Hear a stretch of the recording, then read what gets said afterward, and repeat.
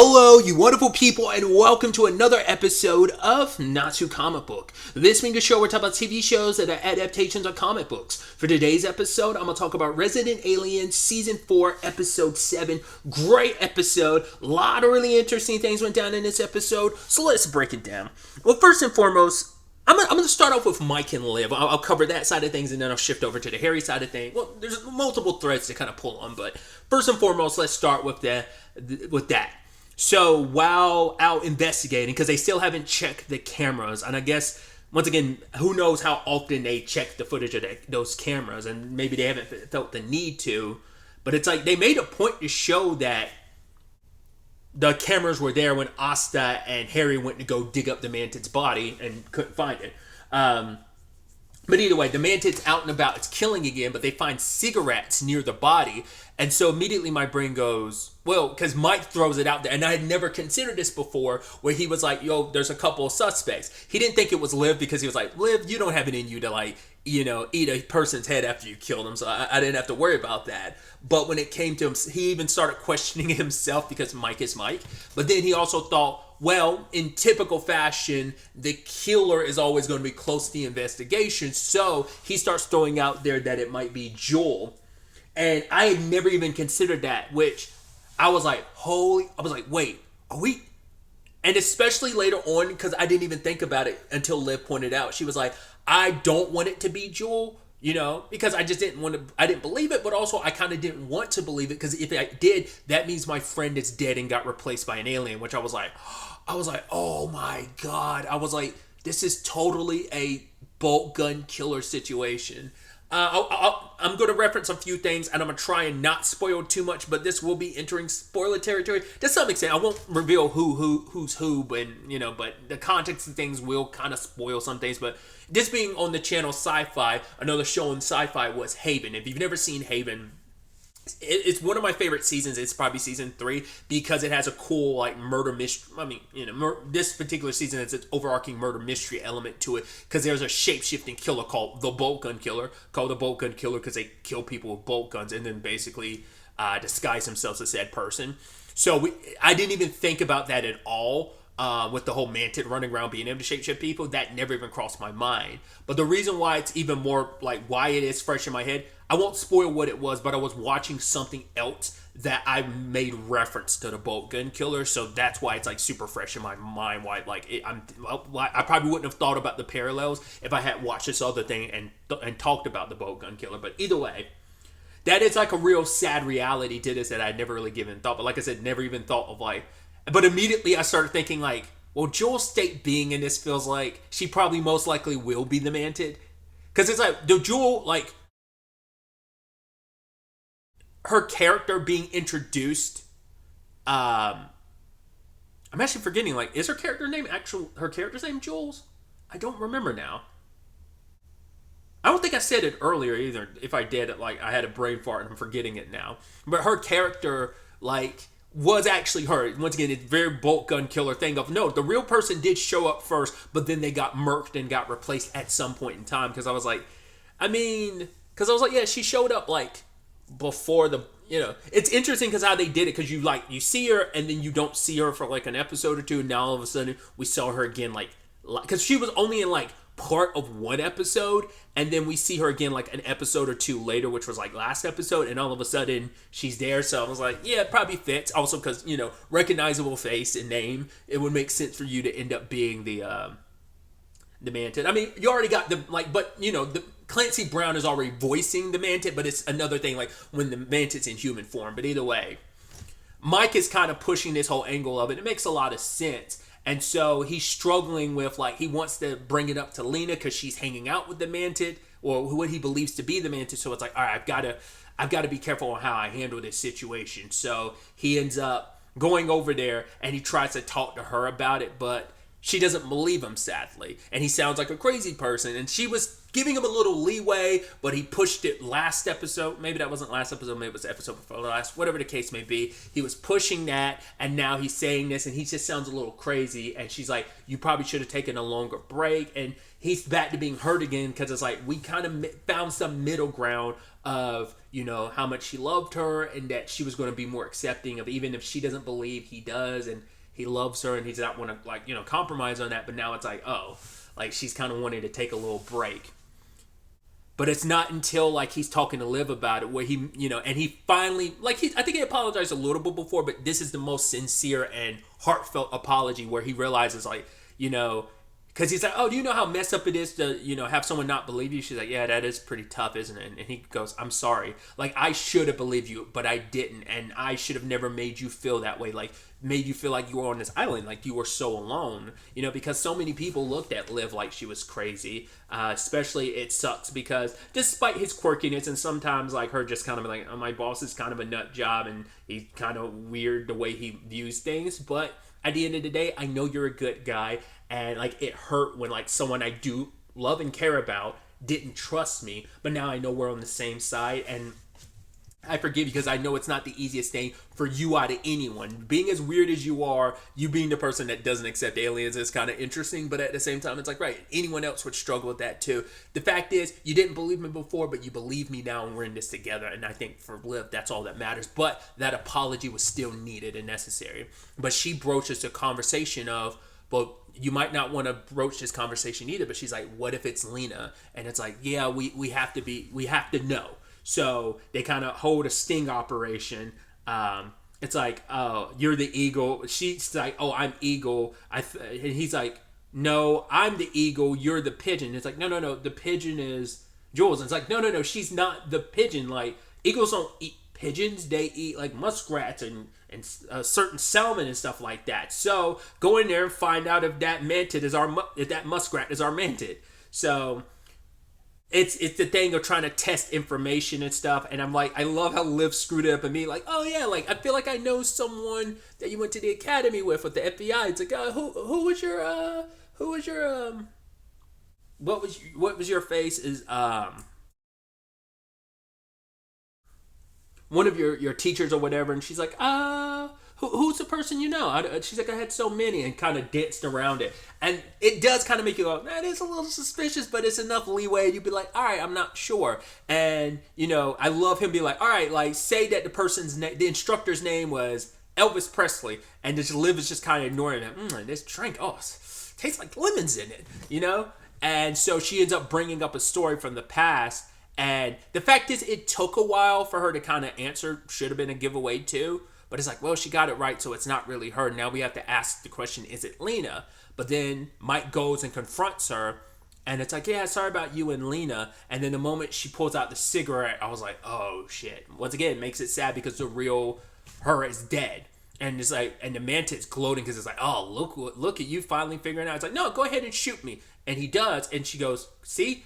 Like a magic trick, bullet in her mouth, spits it out. Like, you can't kill me. So there's nothing you can do, you know. But I'm gonna let you live because me killing a sheriff is gonna draw unnecessary attention. But it's like, oh, the mining celebration, yeah, I'm gonna go on a killing spree and I'm gonna kill everyone. So the reason why she was able to fake it is because I think we did kind of forget, like, the mantid, or at least I forgot that the mantid can read minds. So because it knows how to, because that's the point, it reads minds, so it's able to project the person you need. So it's like, right, it doesn't automatically get your memories the moment it disguises itself, but it was able to read Liv's mind easily and was able to, so I don't think they knew that. I mean, they know about the mantid enough to know, like, it's a shapeshifter and stuff like that, but they probably don't know its full capabilities. Obviously, there's only so much knowledge you would know until you run into a mantid yourself or live long enough to tell all the information about what it's capable of. So yeah, also has to be careful now because Lena could potentially be in danger, though. It's like, so what do you do? Like, the fact is, Lena's not really communicating with you, and you gotta be careful because the mantid will probably, like, try to poison the well even more and cause even more of a rift between you and her just for the sake of keeping you at a distance.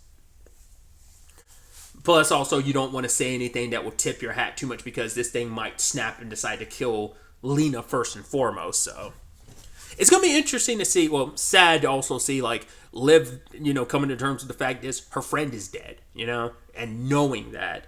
So it begs the question. I mean, hell, where is her body? Like, can she get a proper burial?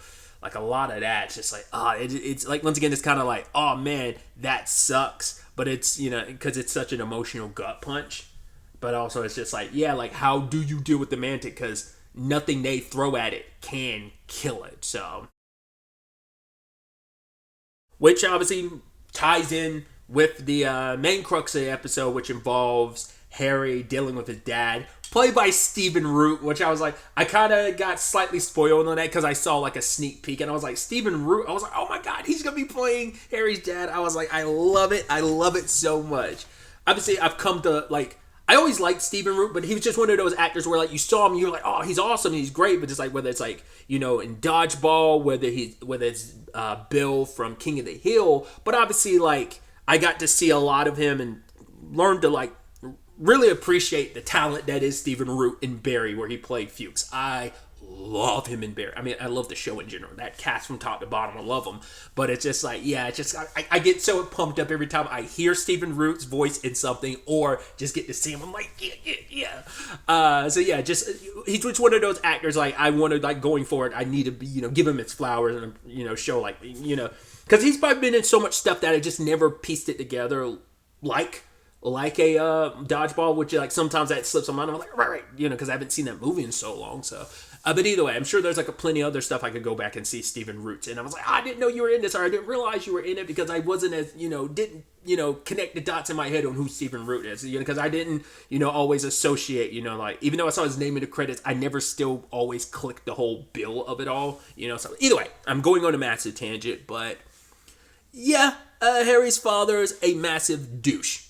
We thought Harry was a bit of a douche, and obviously he's even filtered out even more so upon becoming a human, but now it's like his dad is loitering the whole, like, oh, I could give you this energy, but I'm not going to because I don't think you deserve it because you're too much of a human, you're weak, and Harry's just kind of like, I'm not weak. Okay, come on. I gave you that tea and I put a coaster there. Is that too much to ask for you to literally use the coaster? So his dad wants him to prove prove you are a bad... Did he say that? I was about to say a bad hombre. I was like, did he use that exact phrase in Barry? I feel like he might have. That might be what I'm pulling that from. But either way, he also just shows no attachment to his grandson. It's just kind of like, oh, like, where's that snack? So I can eat it. And it's like, well, to be fair, like, they've kind of got the whole perspective of like, well, Harry's like, you did try and kill me 11 times. He's like, oh, right. So you're saying it's my fault that I went soft on you. So it's like, yeah, Harry's people are backwards and weird, but it's like, it's also judging from a very human perspective. So either way, Harry shows up at the diner and he's acting like a dick. I love that. He's like, Asta, I'm sorry I'm going to do this, but I'm smacking the tray out of your hand. And she's looking at him. He's like, I'm going to clean all that up. And she's like, yeah. He's like, but I'm not cleaning it all. He's like, now this piece of glass, I'm not. And just smashes it. He's like, but the rest of it I will clean up. It's so funny that he's just going to like, I mean, to be fair, it's like, that's his best friend and he doesn't want to like screw up that relationship because he loves and adores Asta. But also it's just kind of like she gives him that look that it's funny that like, even, in front of his dad, he can still, like, kowtow and, like, kind of capitulate when it comes to Asta. Yeah, to be fair, she's not in the best mood right now because of the whole, she learned from Jay about the money situation, and now she's like, right, she knows that Darcy lied to her, and she's like, well, she's probably out there committing crimes, and when she gets arrested, don't count on me, like, to pay her bill, and Jay's like, you really thought this through, haven't you? Even though you claim, so it's like, I mean, Asta's a thought, she's a planner, so it makes a lot of sense.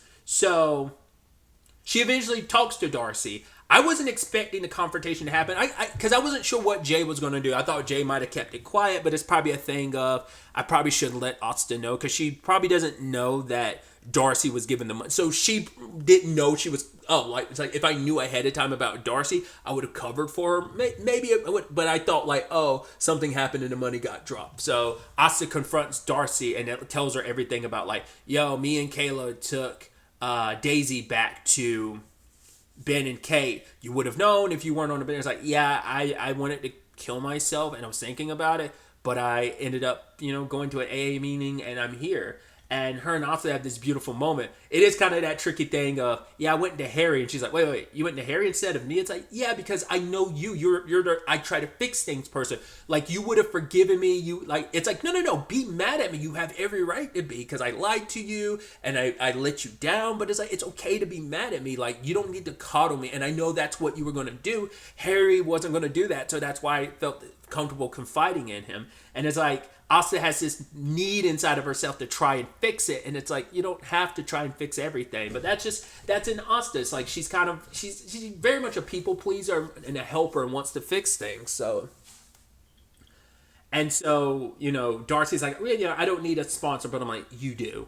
Because it's like, yeah, you're like, I can do this on my own. And it's like, you can only go so far on your own, because it's nice to have someone in your corner. I mean, she has plenty of people in her corner, but like, there's a special type of help that a sponsor can give you, because Asa can only go so far as your friend. It's like, she'll be strict with you, but also at the same time, she won't you need that outside perspective. You need someone that's not too close to you to kind of tell you how it is and kind of lead you back on the right path. Because once again, Asta would probably cuddle her too much, and it'd give Darcy an excuse to kind of like excuse certain things, probably. So that, but Darcy's like, I got this, but it's not until she runs into Ben and Kate with Daisy that she kind of gets a little awkward and starts freaking out, and she wants a drink. So she does end up talking to a sponsor, so it ended up helping out a lot. But we'll circle back to that in a second, because that also heavily ties into Asta's story. Because Asta's talking to her dad about some changes she's making to the diner, and I didn't talk about this, and I should have. Like, obviously when we saw him, was that last episode or episode before last, when we saw yeah, it was definitely episode before last when we saw Dan, obviously his actor Bill Farmer, obviously, they made, references to like, him eating different and stuff like that, because it's like, yeah, you could obviously tell he's slim, and, good on him. Like, that's awesome. I didn't comment on that last time we saw him when I should have, because I was like, but you just want to congratulate people when they're going through, like, the weight loss journey. You're like, oh man, great dude, keep it up. Hope you're happy, and with the changes in your life, and things have been good for you health wise. Just I always want to comment on stuff like that, especially because, like, I didn't talk about it, but I did talk about it, because they made a point in the story too that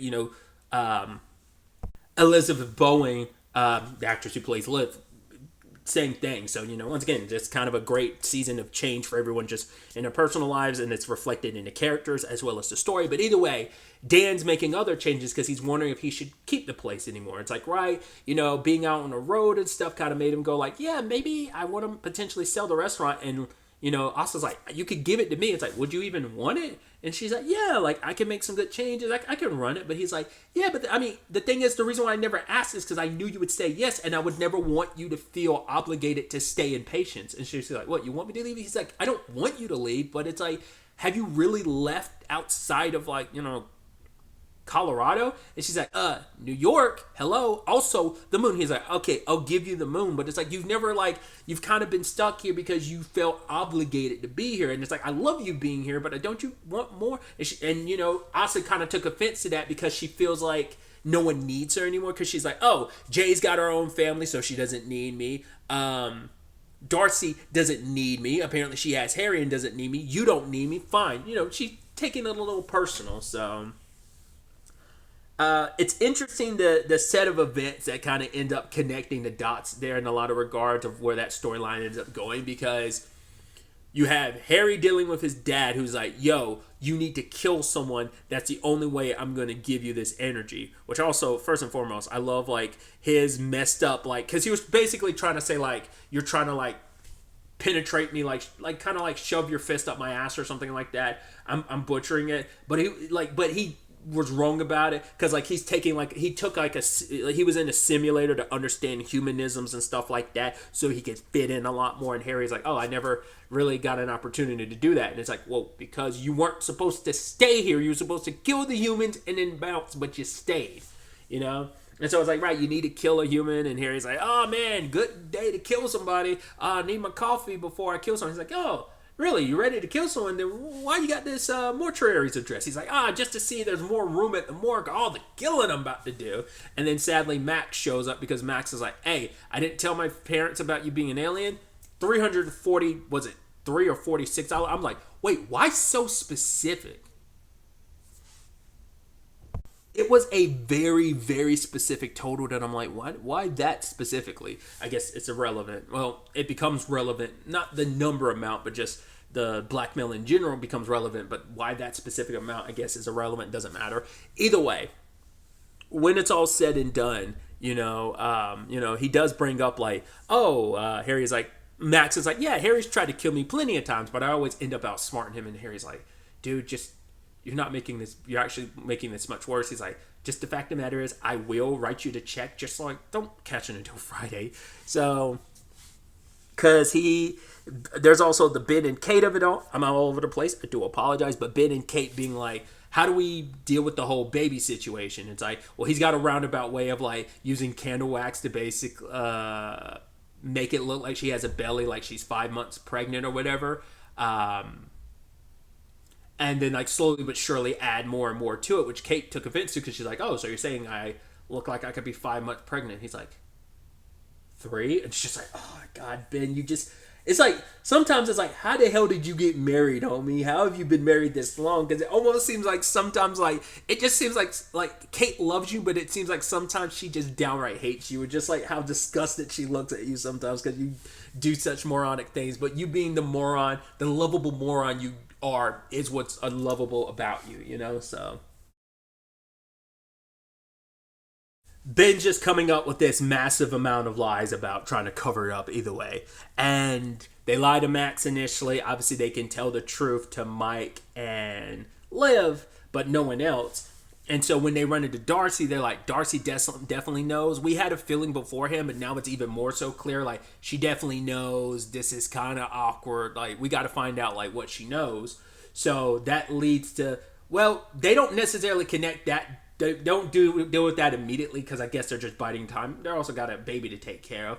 But then it's not until they find the check that Harry wrote to Max. It's like, why is Max blackmailing the down doctor?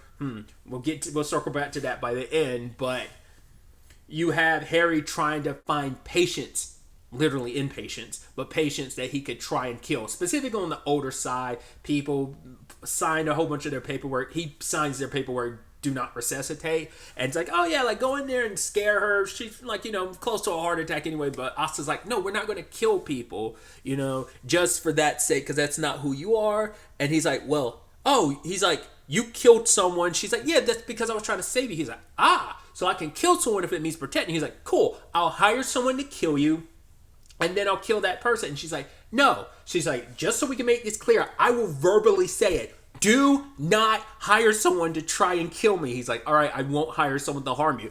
I thought that was kind of a point where he was like, I'm not going to hire someone to harm you. I'm like, nah, that phrasing kind of left some loophole room that I was like, that felt like what Harry's going to pull on. But instead, he goes after Jimmy because he's like, oh, easy. I just go after a guy who already hurt Asa. I know you're a piece of shit, so I'm like, it's perfectly fine. So the world's not going to be too bad off. And so Harry's like, right, I'm doing the right thing. I'm going to be celebrated as a hero. And smacks him over the head with a wrench, but he doesn't die. And Harry's like, what?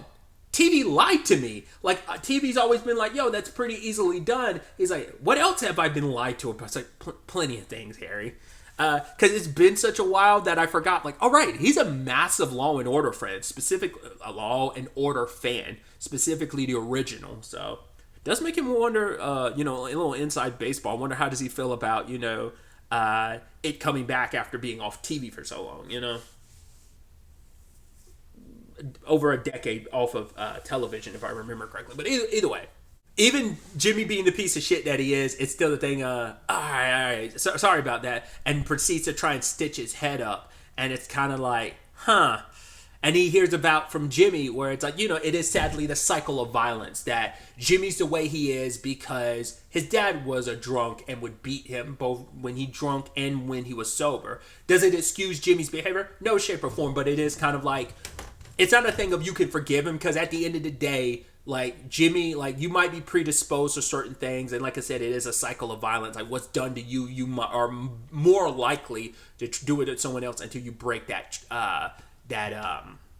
cycle. But he still has to be accountable for the things he did specifically to Asta too. So it's like that can't be just easily overwritten or forgotten just because of his circumstances. And then Asta walks in, sees the damage, it's like I'll take over it, and her and Jimmy talking. Jimmy's like, oh yeah, remember that time like my hand went through the glass and I cut up and stuff like that. She's like, yeah, you remember because you broke it because you couldn't find your keys and you blamed me for it. And he was like, yeah. He tried to have this funny anecdote about their lives, but it's like, yeah, but you don't, because he doesn't know, because we haven't seen him since season 1, right?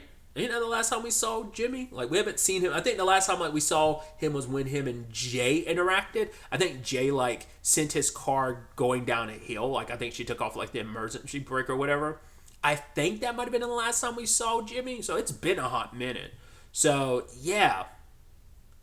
But he brings up the whole aspect that like Asta has always kind of been this stay. Like he's like, yeah, you shouldn't have stayed. You probably should have left. And that kind of put things in perspective for Asta, that she's always been the staying type for other people. And it's like maybe that aspect of it also played a part in why she's still here even after all this time, because even in that bad situation, which isn't to blame Asta, like sadly there's plenty of people who sadly are in that situation where like they stay in abusive situations because they either feel like, where else am I going to go, or that sadly that they deserve it for whatever reason, even though they clearly don't. So she's probably internalizing some of that, being like, oh, it's some of my trauma from my abusive relationship, like playing some part subconsciously into my need to stay. So she actually talks to her dad about it later and is like, where would I go? And he's like, well, if you decide to stay in patience, he's like, I'm perfectly fine with that. I would love for you to stay. I'd want you to, but at the end of the day, it's just about making a choice. I'm not telling you what to do. I want you to make a choice, but making a choice means knowing what's out there. So kind of see what's out there first, then you can make a decision on whether or not you want to like settle here in patience or not, or stay here. Because for him, it's like I'd gone out there through touring as well as being in the military, allowed him to see more of the world. So he'd already seen a lot of the world by the time he decided to settle in patience. So it's kind of the inverse for Asta. So. But yeah, she's with Darcy, and Darcy's like, with everything as it is, I want to tell Ben and Kate the truth about everything, because she's like holding on to that guilt about that. Just like that's always going to be a bit of a trigger for her. So it's like I need to kind of like let that go. And then Asta's like, sure, let's go together to make this happen, So it's kind of like all of the characters kind of finally letting go a lot of stuff that they've clung to, and it's like, yeah, it's kind of the time with everything being as it is. So the grades aren't going to come after them anymore anyway. So it's kind of like the perfect time to tell them. So all the while that's happening, Harry comes back and he's decided like, right, I'm not going to kill anybody because that's the choice I'm making. But his dad's like, you want your energy back? Well, here's Max. You need to kill him. And he's trying to make excuses, but his dad's like, no, you want your energy back, you kill Max. He's like, you are reluctant to kill him because you're a human, but the moment you do, you'll go back to being us. And it's like, Harry is beyond that now. And even if he killed Max, he wouldn't go back to being the Harry. In fact, he'd be riddled with guilt over it. And so Harry does the right thing and ends up killing his dad. He's kind of got no love lost for his dad because parents, like, there was no, like, love there, His dad was a shithead, and it's like, you're trying to make me do a shithead thing, and I don't want to. He ends up killing his dad. The alien energy returns to him, and it's like, yeah, I have my energy back. Yeah, awesome. And Max is like, yo, you saved me. In fact, you killed your dad for me. And it's like, well, that's what friends would do. It's like, it's beautiful that even though he didn't kill someone for Asta, it's still beautiful that sentiment was there. So it still kind of got brought full circle with this. And he's like, yeah, you might not be my friend, Max, but I am yours. And it was like, it's a really beautiful, touching moment. They hug and everything. And then we have Ben and Kate show up. I was like, yo! Literally, Kate saying, what the... and it being censored and everything. I love stuff like that. I don't know what the rules of are an F word, like, because like a PG-13, apparently you can you get one in a PG-13 movie. I don't know how that applies to a TV, because I think this is TV 14. It might be TVMA. I don't know, but obviously it's like, well, it's both USA and Sci-Fi, so I don't know like also like, is that like you gonna do it one per episode thing, or is it like maybe a couple times during the season? These being like, I don't, Sci-Fi wouldn't be considered like primetime television. Maybe USA technically would be. I don't know. But like, I mean, obviously it's all under the Universal like NBC umbrella, so I don't know what the rules are television wise. Like, you'd have to, like on networks like this. But either way, it's like, wow. So now Ben and Kate know. It's like, so literally the only main characters that don't know about Harry is Liv and Mike. Now the question then becomes like, okay, so do you bring in Liv and Mike because they're after the Mantic, because they know who the Mantic really is now, so everyone's got to be in the fold now, because Harry, now having his alien powers back, can kill the Mantic. So a lot of questions on that front. But also, how are they going to feel about the Kate and the Darcy situation when she wants to tell them the truth about everything? It's like, well, she just happened to get there a little too late. So it's so fascinating. We got like, 3 episodes left in this season. I'm like so curious to see how this all plays out. I'm like, is the Mantic situation going to be dealt with next episode? But then like, what's going to be episodes 9 and 10? Because like the Mantic's getting killed is supposed to kind of like get like the council off their backs and stuff like that. But the Greys are still doing what they did doing, so that might still need to be dealt with in the grand scheme of things. But because you'd feel like the Mantic would be like the final boss, so I wouldn't, because I think the title of the next episode is like Mine Town, like, oh, it's mine, but also like obviously Patience being like a mining town, so it's a pun. So I'd assume it'd all go down next episode, but then like I said, we'd have to wait to see how that shapes up and plays out. Like maybe the Mantic gets away or what. The fallout of this episode is going to be really, really interesting to see how everyone reacts. And like I said, do you fill in Mike and Liv about the Harry secret too? Like I said, they're the only main characters who don't know at this point. So, but really, that's all I want to talk about. So the next time we meet, be happy, be safe, live life to the fullest, and enjoy it. Good day and goodbye.